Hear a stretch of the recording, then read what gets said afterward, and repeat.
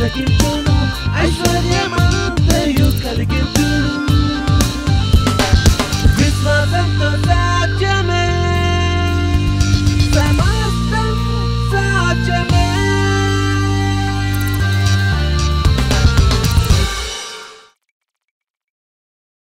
Let's turn our Bibles open to the book of Genesis chapter 12, please. ఆదికాండము 12వ అధ్యాయం తెరుచుకుందాం. Genesis chapter 12. ఆదికాండము 12వ అధ్యాయము. Now, we declared to you last night from the book of Genesis chapter 1 verse 28 that is the word that God has given us as a church. నిన్న రాత్రి ఈ విషయాన్ని ప్రకటించాం. ఆదికాండం 1:28 ప్రకారముగా దేవుడు మనకు ఈ సంవత్సరం కొరకు మాటను ఇచ్చారు. Now remember that the word of God has been declared. దేవుని వాక్యము ప్రకటించబడింది. Which signifies that is the intent of God and that is the desire and the will of God for every one of us. మనలో అందరి కొరకు అది దేవుని యొక్క చిత్తము, దేవుని యొక్క ఉద్దేశము అని మనకు సూచించబడుతూ ఉంటుంది. At the same time you have to remember that there is an enemy out there that does not want this promise and this word to manifest in your life. అలాగే బయట శత్రువు వేచి చూస్తూ ఈ వాక్యము ఈ వాగ్దానం మన జీవితంలో నెరవేర్చబడడం తనకి ఇష్టం లేదు అన్నట్టుగా ఉన్నది. The word of God is the power of God. దేవుని వాక్యము దేవుని శక్తి అయి ఉన్నది. And there is responsibility on us. మన పైన ఒక బాధ్యత కూడా ఉన్నది. That we need to understand what God is saying to us. దేవుడు చెప్తున్న మాటను మనము అర్థం చేసుకోవాలి. And walk in accordance to his word. ఆయన వాక్యానుసారంగా నడవడము మన బాధ్యత అయి ఉన్నది. To overcome every opposition. ప్రతి వ్యతిరేకతను జయించడానికి. Just because a word from the Lord comes. దేవుడి నుంచి ఈ మాట వచ్చినంత మాత్రాన it does not mean you will not have any challenges in life. నీ జీవితంలో ఎలాంటి సవాళ్లు నీకు ఉండవు అని కాదు. But what it means is దాని అర్థం ఏంటంటే no matter what challenges we may have, మనం ఎలాంటి సవాళ్ళను ఎదుర్కొన్నాను, the word that God has spoken to us దేవుడు మనకిచ్చినటువంటి ఈ మాట will enable us to walk in success. విజయవంతంగా నడవడానికి మనకు సామర్థ్యం ఇస్తుంది. Enable us to overcome our challenges. మన సవాళ్లు జయించడానికి మనకు సామర్థ్యం ఇస్తుంది. Cause us to be successful. విజయవంతంగా ఉండడానికి మనకు నడిపిస్తూ ఉంటుంది. The word of God. దేవుని వాక్యమే ఈ కార్యమును చేస్తుంది. Everybody say the word of God. The word of God. See, the word of God is very important. దేవుని వాక్యము చాలా చాలా ముఖ్యమైనది. So Genesis chapter 12 reading from verse 1. ఆదికాండము 12వ అధ్యాయం మొదటి వచనం Now the చదువుతున్నాము. Lord had said unto Abram, get thee out of thy country and from thy kindred and from thy father's house unto a land that I will show thee, and I will make of thee a great nation, and I will bless thee and make thy name great, and thou shalt be a blessing, and I will bless them that bless thee and curse him that curseth thee, and in thee shall all the families of the earth be blessed. So Abram departed as the Lord had spoken unto him. మొదటి వచనం, యెహోవా నీవు లేచి నీ దేశము నుండి నీ బంధువుల యొద్ద నుండి నీ తండ్రి ఇంట నుండి బయలుదేరి నేను నీకు చూపించు దేశమునకు వెళ్ళుము. నిన్ను గొప్ప జనముగా చేసి నిన్ను ఆశీర్వదించి నీ నామమును గొప్ప చేయుదును. నీవు ఆశీర్వాదముగా నుందువు. నిన్ను ఆశీర్వదించు వారిని ఆశీర్వదించదను, నిన్ను దూషించు వారిని శపించదను. భూమి యొక్క సమస్త వంశములు నీ యందు ఆశీర్వదించబడునని అబ్రహాముతో అనగా యెహోవా అతనితో చెప్పిన ప్రకారము అబ్రహాము వెళ్ళెను. Now remember, here this is a new beginning for the man Abram. అబ్రాహాముకి ఇది నూతన ఆరంభముగా ఉన్నది. He's come into a relationship with God. దేవునితో ఒక సంబంధంలోనికి వస్తున్నాడు. And God says this. దేవుడు ఇలా చెప్తున్నాడు ఆయనకి, get out of thy country, నీ దేశం నుండి బయలుదేరు, from thy kindred, బంధువుల ఎదురు నుండి బయలుదేరు, from thy father's house, తండ్రి ఇంటి నుండి బయలుదేరు, unto a land that I will show thee. నేను నీకు చూపించు దేశంలోకి వెళ్ళుము. God was calling Abram to walk with him into uncharted areas. అయితే తనకి తెలియనటువంటి ప్రాంతానికి నడవటానికి దేవుడు అబ్రహాముకి ఇక్కడ పిలుపునిస్తూ ఉన్నారు. And this is what God says. దేవుడు ఏమంటున్నారు చూడండి, if you will do this, నువ్వు ఇలా చేస్తే, if you will walk with me, నువ్వు నాతో పాటు నడిస్తే, and go to where I will show you, నేను చూపించే స్థలానికి then వెళ్ళినట్లయితే I will make you a great nation. నిన్ను గొప్ప జనముగా చేసేదను. I will bless you with abundant increase of favors. నువ్వు విస్తారమైన కటాక్షంతో నిన్ను ఆశీర్వదించదను. I will make thy name great, famous and distinguished. నీ నామమును గొప్పగాను ప్రత్యేకమైన దానిగాను కీర్తిగాంచడానిగా and you shall చేసేదను. be a blessing dispensing good to others. మేలు పంచిపెట్టే కేంద్రముగా నీవు ఉందువు. Now here is a promise that God is giving Abram. ఇక్కడ దేవుడు అబ్రహాముకి ఇస్తున్నటువంటి వాగ్దానం ఉన్నది. Later on it becomes a covenant. ఆ తర్వాత అది నిబంధన అయిపోయినది. But this is what I want you to see. ఈ విషయాన్ని మీరు ఇక్కడ There is చూడాలి. a promise given. ఒక వాగ్దానం He ఇవ్వబడింది. says, this is what I will do unto you. నేను నీకు ఇలా చేస్తాను అని And then తెలియజేస్తున్నాను. he says, I will also protect you. అలాగే నిన్ను కాపాడుతాను అని కూడా He says, I తెలియజేస్తున్నాను. will bless them that bless you, నిన్ను ఆశీర్వదించు వారిని and ఆశీర్వదించదను. I will curse him that curseth thee. నిన్ను దూషించే వారిని శపించదను. Remember something. గుర్తుంచుకోండి ఒకటి, God not only blesses, but God also curses. దేవుడు ఆశీర్వదించేవాడు మాత్రమే కాదు, శపించేవాడు కూడాను. Amen. Amen. But he will not do it, without a reason. ఒక కారణం లేకుండా ఆయన ఆ కార్యమును చేయరు. I will bless him that will bless you, and I will curse him that curseth you. ఆశీర్వదించు వారిని ఆశీర్వదించేదను, నిన్ను దూషించు వారిని శపించెదను. And then the word says, Abram obeyed the Lord. ఆ తరువాత అబ్రాము విధేయత Or చూపించాడని Abram వాక్యంలో departed ఉంది. as the Lord had spoken unto him. యెహోవా సెలవిచ్చిన ప్రకారం అబ్రాము బయలుదేరినని Now, ఉంది. Abram decided to follow God. దేవుని అనుసరించడానికి అబ్రాము తీర్మానం There was a చేసుకున్నాడు. promise that was backing him, ఒక వాగ్దానం తనకి తోడుగా and there ఉన్నది. was a covering of God for protection. దేవుని యొక్క భద్రత తన క్షేమం He కొరకు was ఉన్నది. going to go into lands, into areas that he had never seen or heard about. ఎప్పుడు విననటువంటి చూడనటువంటి ప్రాంతానికి ఆయన వెళ్ళబోతూ ఉన్నాడు. అప్పుడు His strength ఆయన బలము was in the word of God. దేవుని వాక్యంలో ఉన్నది. Remember, church, గుర్తుంచుకోండి సంగమా, as we step into this new year, ఈ నూతన సంవత్సరం మనం అడుగు we పెడుతుండగా don't really know what is ahead of us. మన ముందు ఏమి ఉన్నదో మనకు What తెలియదు. challenges we may have, ఎలాంటి సవాళ్ళు what ఎదుర్కొంటామో, problems we may face, ఎలాంటి సమస్యలను what ఎదుర్కొంటామో, giants we may have to face, ఎలాంటి యోధులు మనం and ఎదుర్కోవాల్సి what వస్తుందో, mountains we may encounter. ఎలాంటి పర్వతాల్ని కలుస్తామో But తెలియదు we మనకి. have the promise of God. కానీ దేవుని వాగ్దానం మనకు ఉన్నది. Come on now. We have the promise of God. దేవుని వాగ్దానము మనకు తోడుగా ఉన్నది. He said, Abram, I will bless them that bless you. ఆయన అన్నాడు, అబ్రామా నిన్ను ఆశీర్వదించు వారిని ఆశీర్వదించదును. If there is anybody that will trouble you, I will trouble them. నీకు ఇబ్బంది పెట్టేవారు ఎవరైనా ఉంటే వారికి నేను ఇబ్బంది కలిగిస్తాను. Oh, glory to God. దేవునికి మహిమ కలుగును గాక. I said, glory to God. If anybody troubles you, God says, I'll trouble them. నీకెవరైనా ఇబ్బంది కలిగిస్తే నేను వారికి ఇబ్బంది Because కలిగిస్తాను. His protection is upon your life. ఎందుకనగా ఈ భద్రత మన జీవితంలో ఉన్నది. So as Abram journeys on అబ్రాము ప్రయాణం చేసి ముందుకెళ్తుండగా, and moves according to the leading of the Holy Ghost, పరిశుద్ధాత్మ నడిపింపును బట్టి ముందుకు వెళ్తుండగా not everything went very smooth for him. అన్ని కూడా సరిగా That's what I want to వెళ్ళలేవానికి. highlight. ఆ విషయాన్ని మీరు We గుర్తించాలి. have the promise of God. దేవుని వాగ్దానము మనకు But ఉన్నది. just because we have the promise of God కేవలం వాగ్దానం ఉంది కాబట్టి does not mean everything will be smooth. ఆ ప్రతిది కూడా మనకు అనుకూలంగా ఉంటుంది అని కాదు. Jesus said to the disciples, యేసుక్రీస్తు శిష్యులతో అన్నాడు, let's go to the other side. మనము అద్దరికి వెళదాము అన్నాడు. That was God speaking. దేవుడు మాట్లాడుతున్న మాట అది.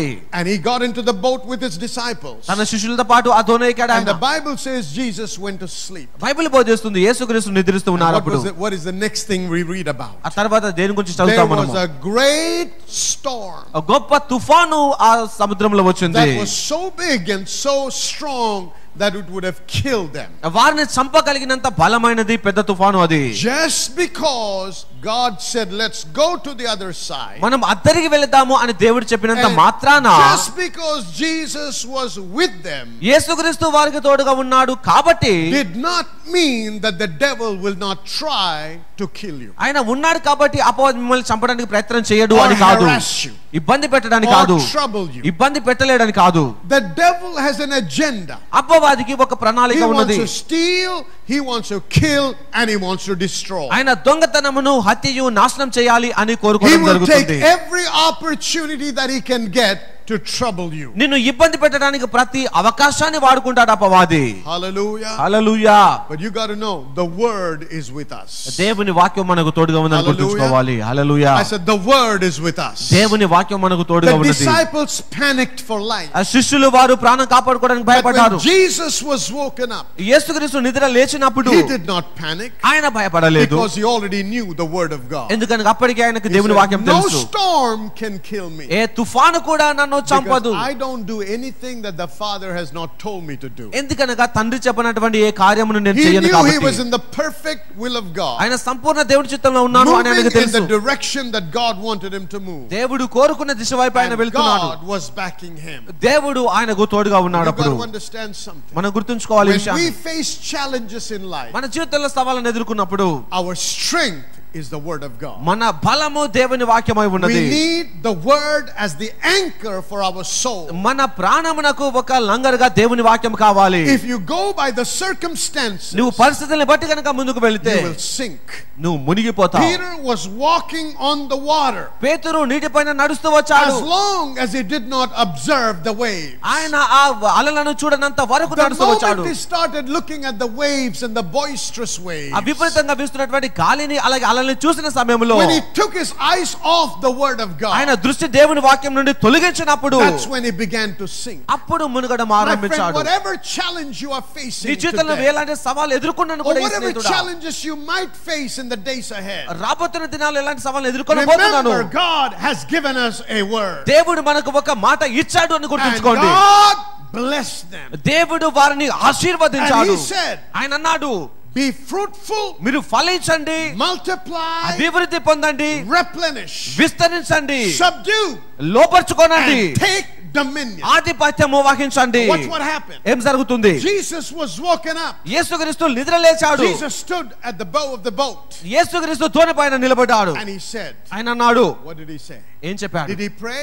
ఆయన ప్రార్థన చేశాడా? He took dominion. ఆధిపత్యమును వహించాడు ఆయన. Come on, talk to me, somebody. Hallelujah. He said, peace be still. నిమ్మలము కమ్ము అని పలికాడు I ఆయన. have the authority to take dominion. ఆధిపత్యం వహించే అధికారం నాకున్నది. You are called to be blessed. నువ్వు ఆశీర్వదించబడడానికి పిలువబడ్డావు. Today I'm not teaching on the subject of blessing. నేను ఆశీర్వాదం అనే అంశం గురించి I'm only మాట్లాడలేదు ఈ giving రోజు. you an introduction to it, కేవలము నీకు ఉపకారం setting the తెలియజేస్తున్నాను. pace to walk into it later. ఆ తర్వాత దానిలోకి నడవడానికి మార్గం ఏర్పాటు But చేస్తున్నాను. let's understand something. ఈ విషయాన్ని అర్థం చేసుకుందాం. As people of God, దేవుని ప్రజలుగా we should not be caught unawares when challenges come our way. ఆయా సవాలు వచ్చినప్పుడు మనము We- ఆ అజ్ఞానంలో We ఉండకూడదు. should not be ignorant that we will have challenges. మనకు సవాలు వస్తాయి అనే విషయాన్ని తెలుసుకోకుండా ఉండకూడదు. Abraham was walking in the will of God. Abraham దేవుని చిత్తంలోనే నడుస్తూ The ఉన్నాడు. first challenge that he faces తను ఎదుర్కొన్న మొట్టమొదటి సవాల్ ఏంటంటే is there is famine in the land. ఆ దేశంలో కరువు He రావటము. is walking in the will of God, ఆయన దేవుని చిత్తంలో నడుస్తూ but ఉన్నాడు. there is famine.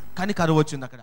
God's word is with us. దేవుని వాక్యము మనకు తోడుగా God's ఉన్నది. word was with Abraham. దేవుని వాక్యం అబ్రహాముకి తోడుగా ఉన్నది. ఆ కరువులోను He went through ఆయన famine. కరువు గుండా వెళ్ళాడు. He came out of it.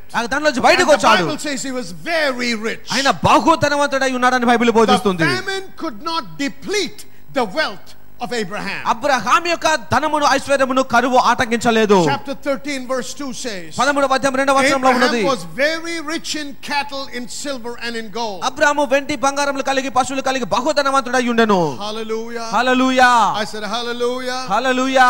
Famine cannot destroy your wealth. కరువు అనేది నీ ధనమును నాశనము చేయదు. Lack cannot steal your blessing. ఈ కొరత అనేది నీ ఆశీర్వాదమును In the దొంగిలించదు. midst of lack, ఈ కరువు మధ్యలోను in the midst of famine, ఈ కరువు మధ్యలోను if you will stand on the word, నువ్వు వాక్యం పైన and you నిలబడగలిగితే will know how to trigger that word by faith, విశ్వాసంతో వాక్యాన్ని ఎలా వినియోగించాలో your నేర్చుకుంటే faith will cause abundance to show up in the midst of famine. ఈ కరువులో కూడా సమృద్ధి కలగటానికి నీ విశ్వాసము నిన్ను నడిపిస్తుంది. That's exactly what happened with Isaac. ఇస్సాకు జీవితంలో అలాగే జరిగినది. You know, when in the midst of famine, ఈ కరువు he had a మధ్యలోను 100-fold harvest. నూరంతల పంట కోసుకున్నాడు ఆయన. Somebody shout hallelujah. Hallelujah. Let us not be disturbed. మనము తికమక పడకూడదు ఈ Let us విషయంలో. not be perturbed. మనం ఎంత మాత్రం Let us ఆటంకపరచబడకూడదు. not be afraid భయపడకూడదు of మనము our circumstances, మన పరిస్థితుల్ని బట్టి. because God has given us authority to dominate our circumstances. మన పరిస్థితుల్ని ఏలి పరిపాలించడానికి దేవుడు మనకు అధికారం He ఇచ్చాడు said, కాబట్టి subdue and take dominion. మీరు లోపర్చుకోనండి ఆధిపత్యం వహించండి అన్నాడు. Say amen. ఆమేన్. దేవునికి మహిమ కలుగాక. ఈ యొక్క సహోదరుడు మరొక కన్స్ట్రక్షన్ కి సంబంధించినటువంటి కంపెనీలో పనిచేస్తూ ఉన్నారు. మరి ఆ కంపెనీ వారు మరి ఇతన్ని ఆ యొక్క ఉద్యోగం నుంచి తొలగించి వేయడం జరిగింది. మరి ఆ సమయంలో దేవుని మందిరంలో మరి రెస్టోరేషన్ గురించినటువంటి మాటలు తిరిగి సమకూర్చేటువంటి దేవుని యొక్క శక్తిని గురించి విన్నటువంటి ఒక సహోదరుడు దేవుని వాక్యంతో బలపడుతున్నారు. మరి తన విశ్వసించారు తిరిగి అదే కంపెనీలో మరలా తిరిగి దేవుడు అతనికి సమకూరుస్తాడు ఆ ఉద్యోగాన్ని అని అతను ఆశించినటువంటి విధముగానే మరి ఆ మాట విడుదల చేయబడినటువంటి విధముగానే తిరిగి మరి ఆ మాట మీద నిలబడ్డటువంటి ఆ సమయంలో కూడా మరి ఒప్పుకోలు చేస్తున్నారు. మరి ఆ సమయంలో తిరిగి ఆ కంపెనీ వాళ్ళు ఫోన్ చేసి తను ఏదైతే మరి పోస్ట్ లో పనిచేసేవారో అదే పోస్ట్ తిరిగి ఇచ్చి ఆ కుమారుని ఘనపరిచారు. దేవునికే సమస్త మహిమ కలుగును గాక.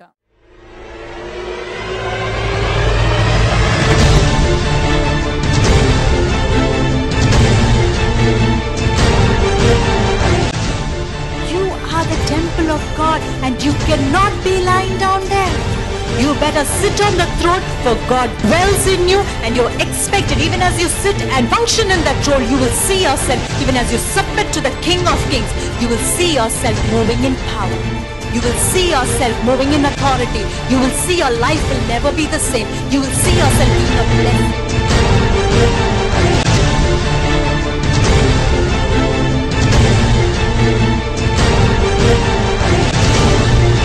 The word when he said, I will be to your God, is I will be to you a creator.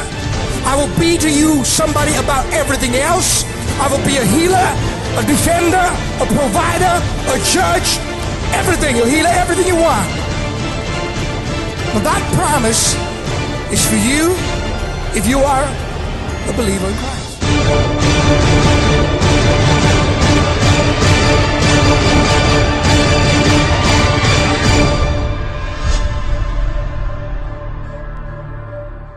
The next problem that Abraham faces Abraham ఎదుర్కొన్నటువంటి తర్వాత సమస్య is strife in the family తన కుటుంబంలో గొడవలు వచ్చాయి. because of the prosperity that he and Lot enjoyed. తాను లోతు అనుభవించినటువంటి సమృద్ధిని బట్టి. Watch what happens. చూడండి ఏం జరుగుతుందో. Abraham says to Lot, లోతుతో అబ్రహాం అన్నాడు, let there be no strife among our people. మన మధ్యలో వివాదం అనేది ఉండకూడదు. Whatever you want to choose, whichever area, you go ahead and choose and I'll take the rest. ఈ దేశంలో ఏ ప్రాంతం నీకు కావాలనుకుంటే ఆ ప్రాంతాన్ని తీసుకో, మిగతా నేను తీసుకుంటాను And the అనుకున్నాడు. Bible tells us that Lot chose the most beautiful and well-watered valleys. ఆ బైబిల్ బోధిస్తుంది లోతు చక్కగా నీరున్నటువంటి ఆ పచ్చగా ఉన్నటువంటి ప్రాంతాన్ని ఎన్నుకున్నాడు. And what was not all that good was left unto Abraham. ఏదైతే మంచిది కాదు అనిపించిందో అది అబ్రహాంకి మిగిలింది. Abram was the man with the blessing. Abraham ఆశీర్వాదం కలిగిన వ్యక్తి. Talk to me somebody. Abraham was the man with the blessing. Abraham ఆశీర్వాదం కలిగిన వ్యక్తి. Abraham did not say, I am the man, so let me make my first choice. నేనే ఉన్నతమైన వ్యక్తిని కాబట్టి నేనే మొదట తీర్మానం చేసుకుంటాను అనుకోలేదు He Abraham. said, you take whatever you want. నీకు ఇష్టం వచ్చింది నువ్వెందుకు అన్నాడు ఆయన. Because my confidence is in the word that God has given me. ఎందుకనగా దేవుడు ఇచ్చినటువంటి వాక్యంలో నా ధైర్యం ఉన్నది కాబట్టి. Hallelujah. Hallelujah. So Lot chose the nice and the good part of the land. ఆ దేశంలో మంచి ప్రాంతాన్ని చక్కని ప్రాంతాన్ని లోతు ఎన్నుకున్నాడు.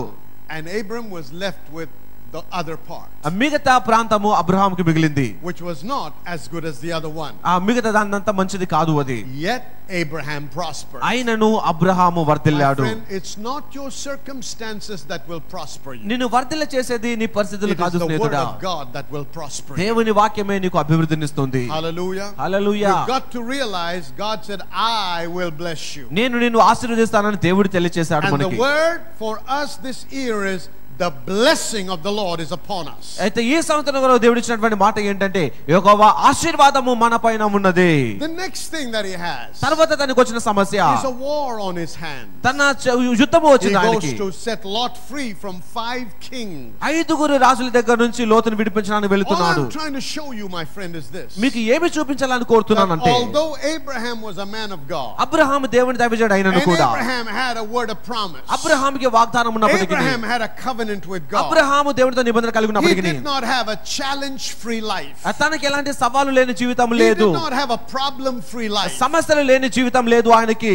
Every one of us will face challenges in life. మనలో అందరం కూడా సవాళ్ళను మన But జీవితంలో before ఎదుర్కొంటాం. they arrive, అవి మనకు రాకముందే we got to be well prepared to know how to tackle them. ఎలా వాటిని జయించాలో మనం తెలుసుకొని సిద్ధపడి We ఉండాలి. need to be ready with the word. దేవుని వాక్యంతో సిద్ధపడి ఉండాలి. The problem with many people is చాలా మందిలో సమస్య that ఏంటంటే when they enter into the challenge, వారి సమస్యలకు they వెళ్ళగానే begin to question the validity or the truthfulness of the promise of God. దేవుని యొక్క వాగ్దానానికి సంబంధించిన విశ్వాస్యతను వారు ప్రశ్నించడం మొదలు పెడతారు. People try to judge the word based on circumstances. పరిస్థితుల్ని ఆధారం చేసుకొని దేవుని వాక్యానికి వారు దాని లెక్కలు వేస్తూ ఉంటారు. Whenever you do that, నువ్వు ఎప్పుడైనా అలా విధంగా చేస్తే you're venerating or you're highlighting the circumstances above the word. దేవుని వాక్యం కంటే ఈ పరిస్థితుల్ని నువ్వు ఉన్నతమైన రీతికి లేవనెత్తుతూ ఉన్నావు. But if you will understand ఒకవేళ నువ్వు గ్రహిస్తే that the word is all powerful దేవుని వాక్యం సర్వశక్తిగలదని and is గుర్తిస్తే powerful enough to handle your circumstances. నీ పరిస్థితిని జయించడానికి శక్తి కలిగిందని గుర్తిస్తే Everything can be subdued ప్రతిది కూడా నీకు లోబర్చబడుతుంది, and brought under dominion. ప్రతిది కూడా నీ ఆధిపత్యంలోనికి వస్తుంది. Somebody say amen. ఆమేన్.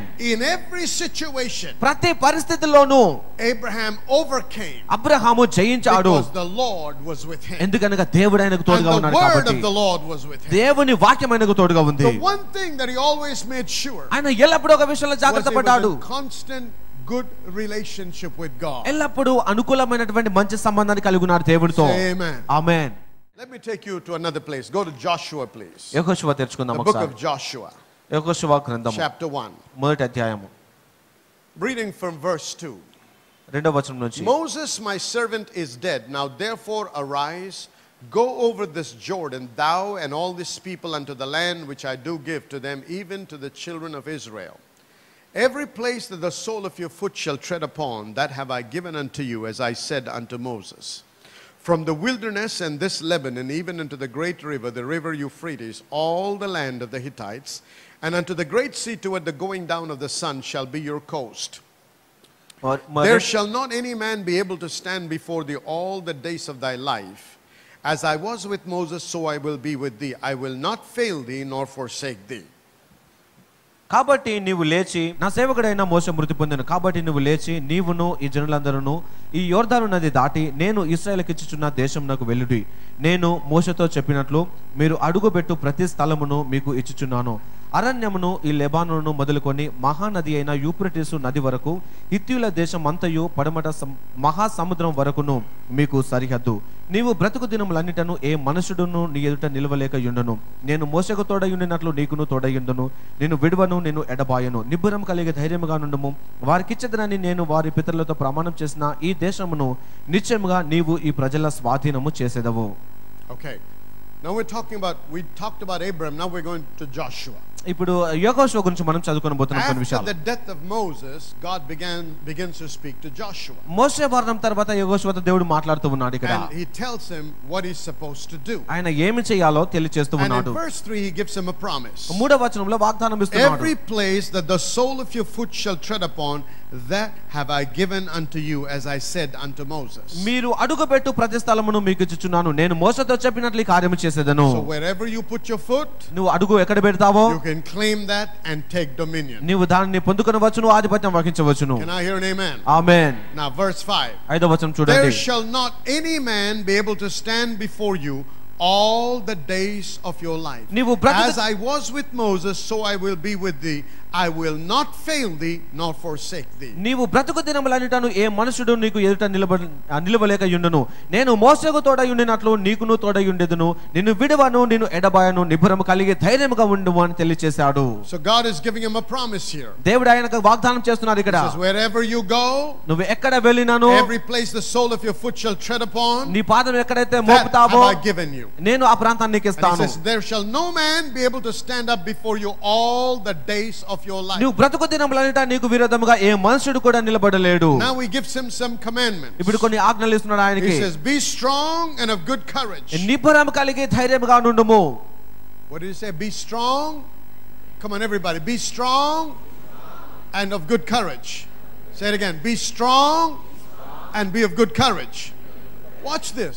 గమనించండి. He says no man will be able to stand up against you all the days of your life. నీవు బ్రతుకు దినములన్నిట ఏ మనుషుడు నీకు విరోధంగా The నిలబడలేడు. next thing he says is be strong and be of good courage. ఆ తర్వాత అన్నాడు మీరు ధైర్యం కలిగి నిబ్బరంగా ఉండాలి. Why is God saying that? ఎందుకు ఆ మాట దేవుడు చెప్తున్నాడు? Because God knows that Joshua is going to face challenges that are beyond his ability to overcome. ఎందుకనగా జయించడానికి మించినటువంటి గొప్ప సమస్యల్ని ఆయా సవాళ్ళను యెహోషువ ఎదుర్కొనబోతున్నాడు అని దేవునికి తెలుసు కాబట్టి that Joshua in his own human intelligence and human ability will not be able to fulfill what God has called him to do.